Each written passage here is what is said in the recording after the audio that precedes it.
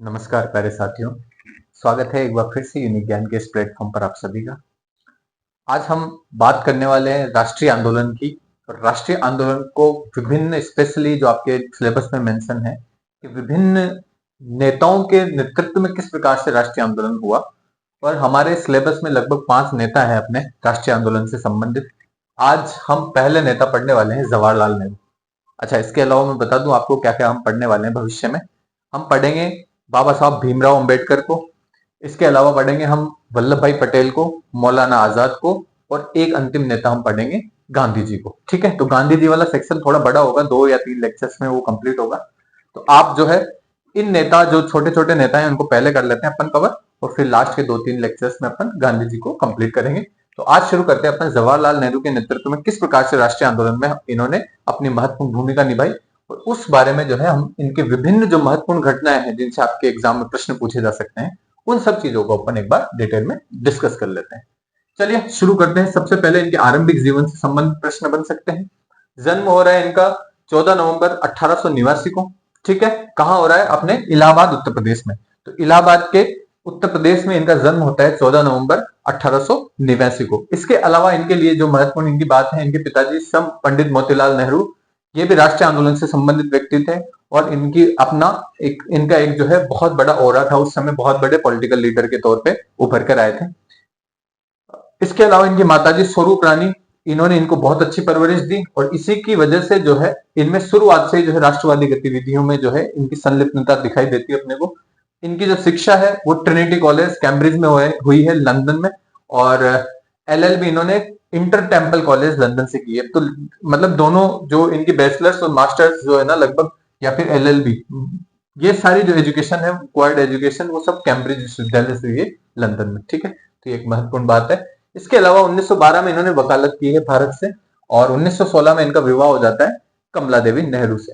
अब जो इनसे प्रश्न आपसे इन जो पॉइंट्स हैं उनसे बहुत कम प्रश्न पूछे जाते हैं। सर्वाधिक जो प्रश्न आते हैं ना उनकी पॉलिटिकल जो अचीवमेंट्स थी उनसे संबंधित, क्योंकि ये बेसिक नॉलेज है जो आपको इनके बारे में पता होना चाहिए। कभी कभी कुछ एग्जामिनर क्या है बहुत जनरलाइज प्रश्न पूछ लेते हैं, तो उनमें जो है आपको ये शुरुआत ये पता होनी चाहिए कि 1912 से इन्होंने वकालत शुरू कर दी थी भारत में। 1916 में इनका विवाह हो गया था कमला देवी नेहरू से। फिर अपन देखते हैं इनके पॉलिटिकल लाइफ के बारे में, पॉलिटिकल राजनीतिक जीवन के बारे में। राजनीतिक जीवन के बारे में, जब ये पहली बार 1912 के बांकीपुर कांग्रेस अधिवेशन में शामिल होंगे, वहां से इनका राजनीतिक करियर शुरू होता है। तो सबसे पहली बार ध्यान रखना, वेरी इंपॉर्टेंट, 1912 में भारत आते हैं पढ़ के, और वकालत जो है इनकी शुरू होती है भारत में। और उसी समय जो है बांकीपुर में कांग्रेस का अधिवेशन हो रहा था 1912 में, और वहां पर जो है पहली बार कांग्रेस में अधिवेशनों में शामिल हो जाएंगे। तो ये इनके बारे में ध्यान रखना कि बांकीपुर कांग्रेस अधिवेशन में पहली बार ये शामिल हो जाएंगे। राजनीतिक इनका करियर यहां से शुरू होता है।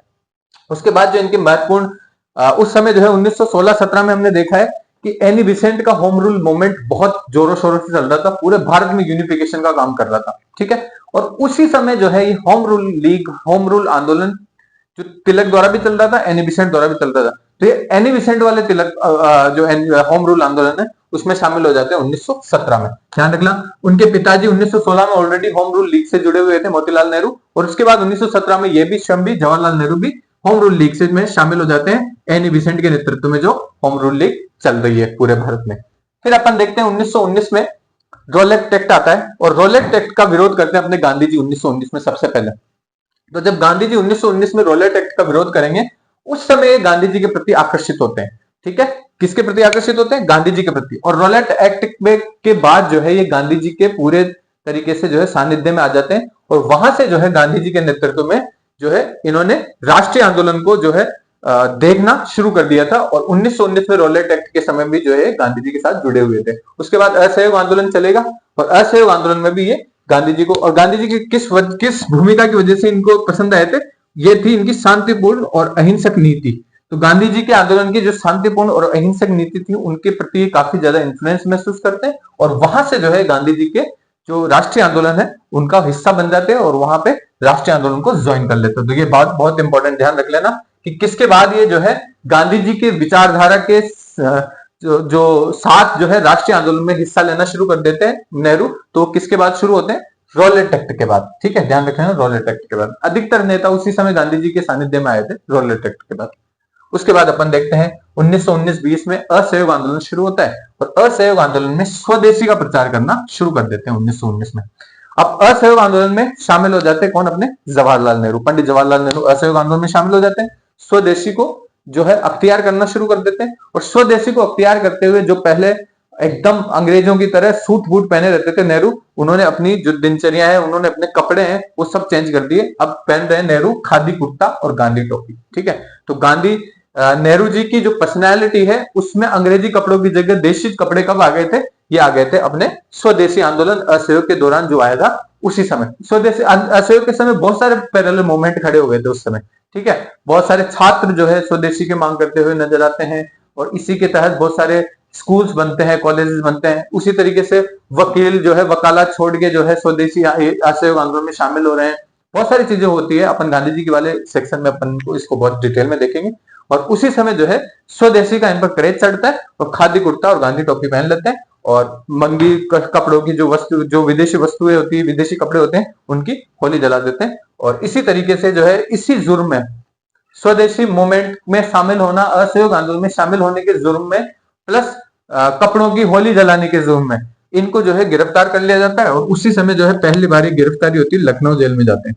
ठीक है, तो ध्यान रखना, लखनऊ जेल में जाते हैं और लखनऊ जेल में ही जो है इनको सूचना मिलती है कि चोरा चोरी कांड हो गया और गांधी जी का जो आंदोलन है पूरी तरह से हिंसक आंदोलन में बदल गया। और हिंसक आंदोलन में बदलते ही गांधी जी ने अपना आंदोलन वापस खींच लिया और वापस आंदोलन खींचते क्या हुआ कि जो है असहयोग आंदोलन बंद हो गया। यानी कि अब कोई पॉलिटिकल मूवमेंट भारत में नहीं चल रहा है और आप जेल में पड़े हो लखनऊ वाले में। तो इस तरीके से जो है इनके साथ घटना घटित होती है और उससे वो काफी ज्यादा दुखी होते हैं। तत्पश्चात 1922-23 की बात आती है, फिर जेल से आते हैं, लखनऊ जेल से बाहर। और लखनऊ जेल से बाहर आते हैं तो इनको जो है इनके कार्य के लिए जो है काफी ज्यादा इनकी प्रशंसा की जाती है कि जो असहयोग आंदोलन में इन्होंने कार्य किया था।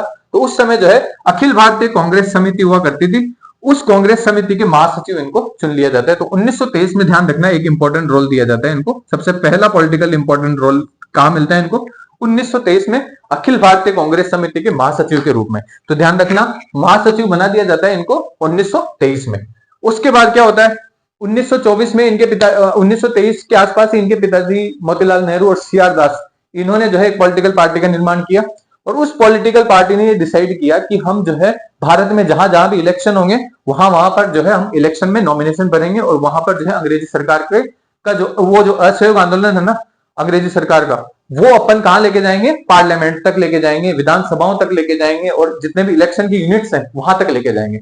इस आधार पर इन्होंने पार्टी का निर्माण किया और उसी के आधार पर इन्होंने इलेक्शन लड़ना स्वीकार किया। तो 1924 में जब पहली बार इलेक्शन लड़े जाएंगे कांग्रेस के द्वारा और 1924 में जो है इलाहाबाद में नगर निगम का चुनाव होगा और उसमें अध्यक्ष पद के लिए कौन खड़े कर दिए जाएंगे? उसमें अध्यक्ष पद के लिए खड़े होंगे जवाहरलाल नेहरू। तो ध्यान रखना, वेरी इंपॉर्टेंट, जिस समय सीआर दास 1923-24 में कलकत्ता से जीत के आ रहे हैं, उसी समय 1924 में इलाहाबाद के नगर निगम से कौन जीत के आ रहे हैं? अध्यक्ष, वो जीत के आ रहे हैं अपने जवाहरलाल नेहरू। तो बहुत महत्वपूर्ण बात ध्यान है, याद रख लेना, इलाहाबाद नगर निगम के अध्यक्ष बना दिए जाते हैं उस समय पहली बार।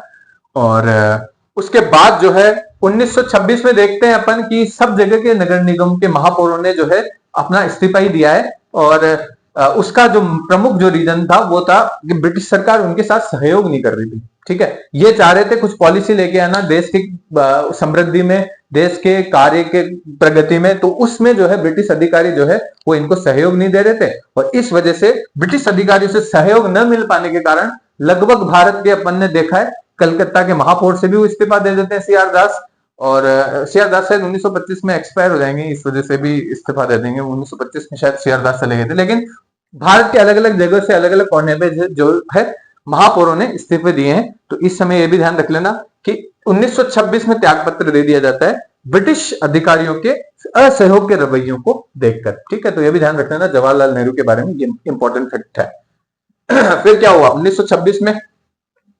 1926 में क्या हुआ कि यूरोप का दौरा करेंगे। ठीक है, 1926 में यूरोप का दौरा करेंगे और उस समय जो है यूरोप के दौरे के तहत ये इटली जाएंगे।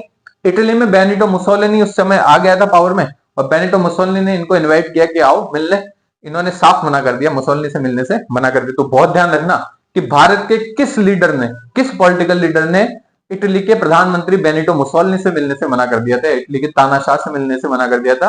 तो यही जवाहरलाल नेहरू है। तो ध्यान रख लेना, वेरी इंपॉर्टेंट फैक्ट यहाँ से आ सकता है। फिर इटली गए, फिर इटली से स्विट्जरलैंड गए, स्विट्जरलैंड, इंग्लैंड, जर्मनी, रूस, सब जगह जाके आए ये। इस 1926 से 27 तक वहां रुकेंगे, ठीक है, यूरोप में। तो 27 में जो है एक ब्रुसेल्स यानी बेल्जियम में एक सम्मेलन होता है, और ये सम्मेलन किस वजह से होता है? ये उपनिवेशवादी दमन और साम्राज्यवाद के विरोध में होता है। सम्मेलन किस लिए होता है? जो उपनिवेशवाद चल रहा है उस समय, साम्राज्यवाद चल रहा है, उसके खिलाफ ब्रुसेल्स में एक सम्मेलन का आयोजन किया जाता है उस समय। और उस सम्मेलन में जो है पार्टिसिपेशन करेंगे कांग्रेस की तरफ से कौन? ये जवाहरलाल नेहरू। तो जवाहरलाल नेहरू ने 1927 में ब्रुसेल्स सम्मेलन में कांग्रेस का प्रतिनिधित्व किया था, ऑफिशियल तौर से कांग्रेस की साइड से गए हैं। तो ये बहुत इंपॉर्टेंट बात है, ध्यान रख लेना। कहां गए हैं? ब्रुसेल्स में गए हैं, 1927 में गए हैं, ठीक है। फिर इसके बाद अपन देखते हैं 1927 में मॉस्को में भी एक वर्षगांठ मनाई जाती है, क्योंकि 1917 में हम देखते हैं रूस में क्रांति आई थी, है ना, जिसे अपन अक्टूबरवादी क्रांति कहते हैं ना, अक्टूबर नवंबर में जो क्रांति आई थी। तो नवंबर क्रांति जो आई थी मॉस्को में, तो उस मॉस्को में उस नवंबर क्रांति के 10 साल पूरे हुए थे, उसकी जो वर्षगांठ मनाई जा रही थी, तो उसमें भी ये शामिल होंगे। तो ध्यान रख लेना, रूस अपने यूरोप में दो मुख्य इवेंट्स में जो है ये शामिल होंगे। एक तो रशिया की जो क्रांति के 10 साल पूरे हुए थे उसकी वर्षगांठ पर जो सम्मेलन आयोजित हुआ था मॉस्को में, वहां पर शामिल होंगे। इसके अलावा ब्रुसेल्स में जो सम्मेलन हुआ था उपनिवेशवाद और साम्राज्यवाद के खिलाफ, उस सम्मेलन में ये शामिल होंगे अपने, ठीक है। तो दोनों ध्यान रख लेना, उस समय में कांग्रेस का ये प्रतिनिधित्व करेंगे अपने जवाहरलाल नेहरू 1927, बहुत इंपॉर्टेंट। उसके बाद 1927 में वापस भारत लौटते हैं नवंबर के आसपास, और वहां पर जो है साइमन कमीशन जो है, साइमन कमीशन जो है उस समय जो है वहां पर अपना आ चुका था, और साइमन कमीशन का विरोध चल रहा था उस समय भारत में। और साइमन कमीशन का जब जैसे विरोध चल रहा था, तो वहां पर जो है लाठी चार्ज होगा, उस लाठी चार्ज में भी ये शामिल होंगे। तो ये भी ध्यान रख लेना कि साइमन कमीशन के विरोध के लिए जो जुलूस निकाले जा रहे थे, उसमें जो है इनके ऊपर लाठी चार्ज किया जाता है। और 1928 का जब लखनऊ अधिवेशन होता है, ये लखनऊ अधिवेशन मैंने आपको पहले बताया था, सर्वदलीय सम्मेलन है, सर्वदलीय सम्मेलन मोतीलाल नेहरू के नेतृत्व में जो है यहाँ पर एक नेहरू रिपोर्ट बनाई जाएगी, उसके ऊपर चर्चा होगी कि भारतीय जो है क्या संविधान, क्योंकि साइमन कमीशन जब आया था, तो साइमन कमीशन ने भारतीयों को एक चैलेंज दिया एक तरीके से कि आप मेरा विरोध कर रहे हो, साइमन कमीशन का विरोध कर रहे हैं पूरे भारतीय। अब आप साइमन कमीशन की देखो, साइमन कमीशन बोलता है कि चलो मेरा विरोध कर रहे हो, तो फिर मुझे आप लोग सब लोग मिलकर बैठकर एक जगह बैठकर जो है एक संविधान बनाने की कोशिश करो, जिससे कि मुझे जो है आप ये गलत सिद्ध कर पाओ कि भाई मैं जो है कार्य कर रहा हूं वो गलत है। तो इस वजह से जो है लखनऊ अधिवेशन में सभी दलों की एक सभा बनाई जाती है, एक सम्मेलन बुलाया जाता है, जिसमें भारत के जितने भी पॉलिटिकल दल है वो सब शामिल होते हैं, और पंडित मोतीलाल नेहरू के नेतृत्व में जो है एक कमेटी बनाई जाती है, और उस कमेटी का काम होता है 8 सदस्यीय कमेटी, और उस कमेटी का काम होता है कि ये लोग जो है सब मिलकर क्या करेंगे, एक संविधान का निर्माण करेंगे, और उसमें जो है संविधान निर्माण की कोशिश की जाती है, और उस संविधान निर्माण की कोशिश में जो है ये संविधान बनाएंगे लखनऊ अधिवेशन में, ध्यान रखना। तो उसमें जो है पूर्ण स्वराज की मांग सबसे बड़ा इश्यू था। कि कौन सा सबसे बड़ा इश्यू था? कि पूर्ण स्वराज वाला जो मांग है ना, उसका जो है जितने भी यंग लीडर्स थे ना, वो सब चाहते थे कि पूर्ण स्वराज हो। तो जैसे जवाहरलाल नेहरू हो गए, सुभाष चंद्र बोस हो गए, ये सब क्या चाहेंगे कि पूर्ण स्वराज मिले भारत को, ठीक है। तो इस वजह से बोस और नेहरू एक साइड हो जाते हैं, बाकी बहुत सारे जो जवान नेता हैं वो दूसरे साइड हो जाते हैं। इसमें जो है गांधी जी मध्यस्थता की भूमिका निभाते हैं। जो वृद्ध नेता है वो तो पूर्ण स्वराज की जगह अपना जो डोमिसाइल जो मिला हुआ था, डोमिनियन स्टेटस, उससे राजी थे, और ज्यादातर यंग लीडर थे वो पूर्ण स्वराज चाह रहे थे। उस समय जो है गांधी जी मेन थीम में आते हैं, और गांधी जी बोलते हैं कि भाई एक डेट दे देते हैं अंग्रेजों को, और वो डेट देते हैं अपन लाहौर अधिवेशन वाली डेट, ठीक है। अगर दिसंबर 1929 से पहले ये लोग जो है अपने को पूर्ण स्वराज्य उनको टाइम दे देते हैं कि इस समय तक आप हमें पूर्ण स्वराज्य दे दो, और अगर आपने नहीं दिया तो हम खुद ही ले लेंगे पूर्ण स्वराज्य, ठीक है। तो 1929 में जब अपन देखेंगे लाहौर अधिवेशन होगा, और लाहौर अधिवेशन में जब इन्होंने पूर्ण स्वराज्य की जो इनकी मांग है वो पूरी नहीं होगी, इस वजह से क्या होगा, 26 जनवरी 1930 को कांग्रेस के सारे लोग जो है मिलकर जो है अपने आप जो है पूर्ण स्वराज्य की मांग को पारित कर देते हैं कांग्रेस के सम्मेलनों में। और जब पारित हो जाएगी तो उस समय जो है यहाँ पर स्वतंत्रता दिवस मना लिया जाएगा भारत का। तो बहुत इंपॉर्टेंट बात ध्यान रखना कि 26 जनवरी 1930 को स्वतंत्रता दिवस मनाया जाता है, और ये कब मनाया जाता है? लाहौर अधिवेशन 1929 में। और लाहौर अधिवेशन 1929 की अध्यक्षता उस समय कौन कर रहे थे? पंडित जवाहरलाल नेहरू। तो बहुत इंपॉर्टेंट बात ध्यान रखना कि उस समय भी अध्यक्षता कौन कर रहे थे? अपने पंडित जवाहरलाल नेहरू। ये एक फैक्ट आप याद रखना। इसके बाद इनका जो पूर्ण स्वराज्य का जो लक्ष्य था, जिसको अपन पूर्ण स्वराज्य कहते हैं, तो पूर्ण स्वराज्य का लक्ष्य था, यानी कि पूरी तरह से हमें स्वतंत्र कर दो भारत को। उस लक्ष्य को जो है ये यहां पर रख देते हैं और कांग्रेस का लक्ष्य मान लेते हैं कि ये कांग्रेस का लक्ष्य है कि भारत को पूरी तरह से स्वराज दिलाए, भारत को पूरी तरह से आजाद कराए। ये वाला लक्ष्य अब किसका है? कांग्रेस का अंतिम लक्ष्य है। ठीक है, ये कब आया था? लाहौर अधिवेशन में। और उस समय अध्यक्ष कौन थे लाहौर अधिवेशन में? जवाहरलाल नेहरू। यानी कि ये पूर्ण स्वराज की जो मांग का जो कार्य है वो जवाहरलाल नेहरू की अध्यक्षता में हुआ है। ठीक है, तो ये बहुत इंपॉर्टेंट बात है। फिर अब अपन देखते हैं 1930 आ गया। 1930 में क्या है, सविनय अवज्ञा आंदोलन शुरू हो जाता है। ठीक है, पूर्ण स्वराज की मांग को लेके और बहुत सारे जो छोटे मोटे कानून थे उसको लेकर, जैसे नमक कानून वगैरह है, इनको लेकर जो है गांधी जी सविनय अवज्ञा आंदोलन चला देंगे। और सविनय अवज्ञा आंदोलन के बाद जो है उस समय नमक कर का सब विरोध कर रहे हैं, उसके डांडी मार्च निकाली जा रही है महात्मा गांधी के द्वारा। तो उसी समय जो है उस नमक कानून के विरोध में जो है आंदोलन होते हैं, उसको ज्वाइन कौन कर लेते हैं? अपने जवाहरलाल नेहरू। तो बहुत इंपॉर्टेंट बात ध्यान रख लेना कि जवाहरलाल नेहरू ने भी नमक कानून का विरोध किया, नमक कानून तोड़ा। इस वजह से इनको सबसे पहले इलाहाबाद की नैनी जेल में ले गए। इलाहाबाद की नैनी जेल में इनको सजा सुनाई दी जाती है और सजा मिलती है 1930 से 35 तक। ये इलाहाबाद की नैनी जेल में रहेंगे। ठीक है, उसके बाद इलाहाबाद की नैनी जेल से इनको अल्मोड़ा ट्रांसफर कर दिया जाएगा। तो ध्यान रखना, ये इलाहाबाद की नैनी जेल में कम समय के लिए रहेंगे, लेकिन बाद में जो है अल्मोड़ा ट्रांसफर कर दिया जाएगा। और कुछ समय के लिए, पहले कुछ समय के लिए थोड़ी देर जेल में गए, फिर वापस बाहर आ गए, फिर जेल में गए, वापस बाहर आ गए, है ना। तो ध्यान रख लेना, बाद में जो है इनको अल्मोड़ा जेल ट्रांसफर कर दिया जाएगा। और अल्मोड़ा जेल में इन्होंने लिखी है एन ऑटोबायोग्राफी, बहुत इंपॉर्टेंट, एन ऑटोबायोग्राफी यानी कि आत्मकथा, एक आत्मकथा। ठीक है, तो एन ऑटोबायोग्राफी कहां लिखी है इन्होंने? अल्मोड़ा जेल में लिखी है। किस समय लिखी है? ये 1930 से 1935 के बीच में लिखी है। और इसी को बोलते हैं अपन टूवर्ड्स फ्रीडम। क्या बोलते हैं? टूवर्ड्स फ्रीडम, बहुत इंपॉर्टेंट। अल्मोड़ा में जो ये हुआ था, इसी को अपन क्या बोलते हैं?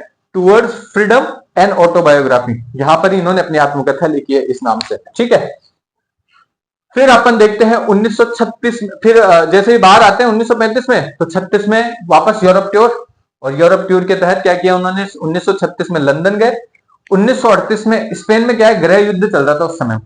तो स्पेन में एक गृह युद्ध चल रहा था, तो उस समय गृह युद्ध की स्थिति जांचने के लिए 1938 में स्पेन गए। और फिर 1938 में एक चाइना का दौरा भी किया, विश्व युद्ध से जस्ट पहले। 1938-39 का दौर था, उस समय चाइना में गए और विश्व युद्ध से जस्ट पहले चाइना का दौरा भी करके आए। तो ये तीनों इवेंट्स भी ध्यान रख लेना कि एक बार जा रहे हैं पढ़ने के लिए तो यूरोप में है ही, इसके बाद पहली बार ये यूरोप का टूर कर रहे हैं इस समय 1926-27 में। दूसरी बार यूरोप का टूर कर रहे हैं 1936 से 38 में। यूरोप के साथ साथ चाइना भी जा रहे हैं 1938 में, ध्यान रखना। तो ये भी इनका पूरी तरह से जो है इन्होंने पूरे विश्व को समझने की कोशिश की इन टूर्स के माध्यम से। इसीलिए अपन देखते हैं कि जब भारत के प्राइम मिनिस्टर बनेंगे तो उस समय वैश्विक मुद्दों पर जो इनकी बहुत अच्छी समझ थी, और इसी वजह से जो है ये एक सक्सेसफुल फॉरेन पॉलिसी के हेड भी रहे हुए हैं। ठीक है, तो भारत में एक सफलतापूर्वक विदेश नीति को संचालन इनके द्वारा किया गया था शुरुआती तौर पे। और अपन देखते हैं 1942 से 45 तक जब भारत छोड़ो, हाँ 1941 में गांधी जी ने इनको क्या कहा था कि ये मेरे राजनीतिक उत्तराधिकारी हैं। क्या कहा था 1941 में? कि जवाहरलाल नेहरू जो है वो मेरा राजनीतिक उत्तराधिकारी है। मेरे बाद अगर कोई राजनीति में कोई मेरी तरफ से कोई शामिल होगा किसी भी इवेंट में, तो वो कौन होगा? जवाहरलाल नेहरू होगा। तो ये भी ध्यान रख लेना। फिर 1942 से 45 में भारत छोड़ो आंदोलन चला। और भारत छोड़ो आंदोलन में जो है ये 7 अगस्त 1942 का दिन था। और उस समय बंबई में जो है कांग्रेस समिति का एक छोटा मोटा सम्मेलन आयोजित हुआ। और उसी सम्मेलन में कांग्रेस समिति जो थी बंबई में, वो कांग्रेस समिति जो है उसके द्वारा भारत छोड़ो आंदोलन छेड़ दिया गया। और भारत छोड़ो आंदोलन उस दिन से शुरू हो गया 7 तारीख से। और 8 तारीख को जो है इन सब लोगों को जो है जेल में डाल दिया जाता है। और अपन को ध्यान रखना है कि 1942 से 1945 1041 दिन तक सर्वाधिक जेल में रहेंगे उस समय। ठीक है, अब ये टाइम देखो, मैंने इसीलिए कहा ना, ये 1930 से 35 जा रहे हैं जेल में, लेकिन ये धीरे धीरे जा रहे हैं। मतलब कभी बाहर आ गए, फिर वापस चले गए, फिर बेल में छूट के आ गए। इस तरीके से जो है इनको बस विदेशी यात्रा पे रोक लगा दी थी। लेकिन ज्यादातर सबसे ज्यादा टाइम तक 1041 दिन तक जेल में अगर रहेंगे तो ये भारत छोड़ो आंदोलन के दौरान अहमदनगर वाले जेल में रहेंगे। तो ध्यान रख लेना, सर्वाधिक जेल में कब रुके हैं? अहमदनगर वाले में। यहां पे मत कंफ्यूज होना कि अल्मोड़ा जेल में रुके हैं। फिर दूसरी बात, अहमदनगर जेल की क्या खास बात थी? अहमदनगर जेल में इन्होंने डिस्कवरी ऑफ इंडिया लिखी है। कल आपने अल्मोड़ा जेल में ऑटोबायोग्राफी, खुद की आत्मकथा लिख दी है। और अहमदनगर वाले जेल में क्या लिख रहे हैं, डिस्कवरी ऑफ इंडिया, ठीक है, भारत की खोज। तो भारत की खोज या डिस्कवरी ऑफ इंडिया कहां लिख रहे हैं, ये अपने अहमदनगर में, और अहमदनगर के कैदियों को ये समर्पित करते हैं ये पुस्तक। किनको समर्पित करते हैं, अहमदनगर के कैदियों को, बहुत इंपॉर्टेंट, ध्यान रखना। फिर जनवरी 1945 में इनकी रिहाई होती है। उसके रिहाई के बाद जो है अपने आईएनए का मुकदमा चलता है नवंबर में, तो नवंबर 1945 में ये मुकदमा चल ही रहा है। और उस समय जो है इंडिविजुअल बचाव के लिए चले गए कि भारत इंडियन नेशनल आर्मी, जिसको आजाद हिंद फौज कहते हैं अपन, उसके जो लोग हैं वो जो है अपने इनोसेंट है और उनके बचाव के लिए, व्यक्तिगत बचाव के लिए खुद शामिल होते हैं केसेस में, और खुद वकील का जामा पहन के चले जाते हैं अपने, लाल किले में होती है इनकी सुनवाई, लाल किले में चले जाते हैं। तो ये भी इनका एक बड़ा रोल था उस समय। फिर उसके बाद अंतरिम सरकार का गठन होता है 2 सितंबर 1946 को। तो अंतरिम सरकार के गठन के समय जो है गवर्नर जनरल जो है वहां पर एक कार्यकारी परिषद बनाते हैं, और उस कार्यकारी परिषद का काम होता था कि भारत में जितने भी कार्य हैं वो कौन करेगी, कार्यकारी परिषद के नेतृत्व में होगा। और उस कार्यकारी परिषद में सबसे इंपॉर्टेंट जो पोस्ट होगी वो होगी उसकी उपाध्यक्ष की पोस्ट। अध्यक्ष तो खुद गवर्नर जनरल रहेंगे, क्योंकि अभी देश आजाद नहीं हुआ, तो गवर्नर जनरल ही सब कुछ देखेंगे। लेकिन जो कार्यकारी परिषद, जो भारत से संबंधित जितने भी कार्य हैं वो कौन करेगी, कार्यकारी परिषद, और वो किसके नेतृत्व में संचालित होगी, उसके उपाध्यक्ष के नेतृत्व में। तो सबसे इंपॉर्टेंट ध्यान रखना, जब अस्थायी सरकार या जिसे अंतरिम सरकार अपन कहते हैं, उसके जो कार्यकारी परिषद के द्वारा जो है उपाध्यक्ष का जो पद दिया जाता है, वो उपाध्यक्ष का पद दिया जाता है पंडित जवाहरलाल नेहरू को उस समय। और अंतरिम सरकार के उपाध्यक्ष चुने जाते हैं अपने कौन, पंडित जवाहरलाल नेहरू। और उसके बाद भारत को आजादी मिल जाती है 1947 15 अगस्त, और 15 अगस्त 1947 से लेकर 27 मई 1964 तक, जब तक वो उनकी मृत्यु नहीं होगी, 74 साल की उम्र में नई दिल्ली आवास में इनकी मृत्यु हो जाती है। और तब तक 15 अगस्त से लेके 1947 से लेके 27 मई 1964 तक ये भारत के प्रधानमंत्री रहेंगे, और सबसे लंबे समय तक कार्यरत प्रधानमंत्री भी अपने लगभग यही रहेंगे। और भारत रत्न मिलता है इनको 1955 में। और इनकी अगर प्रमुख किताबों के बारे में बात करें तो ग्लिम्पसेज ऑफ वर्ल्ड हिस्ट्री, ये पूछी जाती है आपसे एग्जाम में।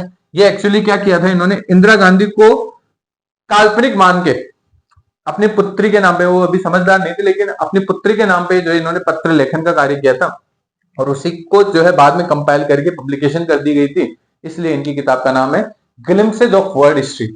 ग्लिम्पसेज क्यों, क्योंकि वो अंश जो है पत्र के माध्यम से है, तो अलग अलग पत्रों के माध्यम से है, तो कुछ इवेंट कभी आ रही है, कुछ इवेंट कब आ रही है, कुछ इवेंट कब आ रही है, इस वजह से ग्लिम्पसेज उनकी झलकियां हैं विश्व इतिहास की। तो विश्व इतिहास की झलकियां हो गई, या ग्लिम्पसेज ऑफ वर्ल्ड हिस्ट्री के नाम से एक किताब का पब्लिकेशन होता है, जो कि इंदिरा गांधी को जो है इनके द्वारा लिखी गई पुस्तकें हैं, मतलब पत्र हैं उसमें।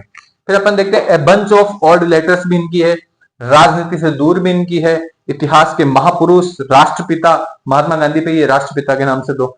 फिर ये सारी जो किताबें हैं इनके द्वारा लिखी गई है, और इनके जो इंपॉर्टेंट 11 खंडों में जो पूरा इनका जो लेखन कार्य है वो संकलित किया गया है JL नेहरू या जवाहरलाल नेहरू वांग्मय के नाम से। किस नाम से, जवाहरलाल नेहरू वांग्मय के नाम से 11 खंडों में अंग्रेजी में जो है एक संकलन किया गया है, और उस संकलन में ये सारी किताबें आपको मिल जाएगी।